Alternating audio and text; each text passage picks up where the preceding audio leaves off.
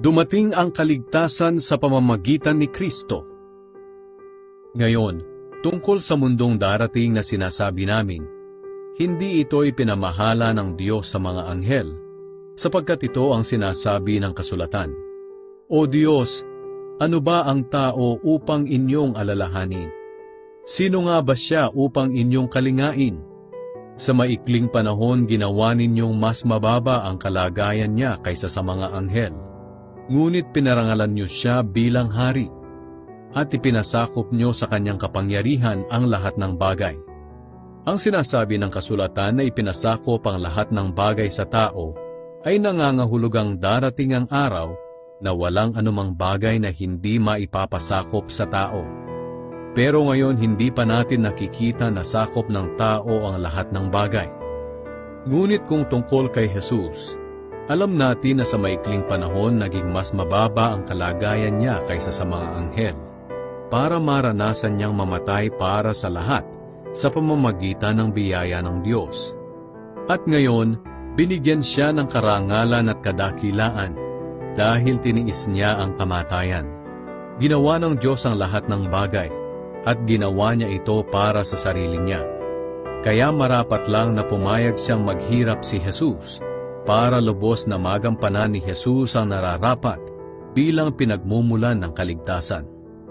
Sa ganoon, maraming mga tao ang magiging kanyang mga anak na kanyang mapaparangalan.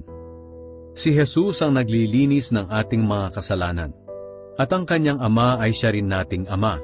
Kaya hindi niya ikinakahiya na ituring tayong mga kapatid niya. Ito ang sinabi niya sa kanyang ama. Ipapahayag ko sa aking mga kapatid ang mga ginawa mo, at aawit ako ng papuri sa iyo sa piling ng mga sumasamba sa iyo. Sinabi rin niya, magtitiwala ako sa Diyos. At idinagdag pa niya, narito ako, kasama ang mga anak ng Diyos na kanyang ibinigay sa akin. At yamang ang mga anak ng Diyos na binanggit niya ay mga taong may laman at dugo. Naging tao rin si Jesus upang sa pamamagitan ng kanyang kamatayan, ay malupig niya ang diablo na siyang may kapangyarihan sa kamatayan. Sa ganitong paraan, pinalaya niya sila na naging alipin ng takot sa kamatayan sa buong buhay nila. Kaya malinaw na hindi ang mga anghel ang tinutulungan ni Jesus, kundi ang lahi ni Abraham.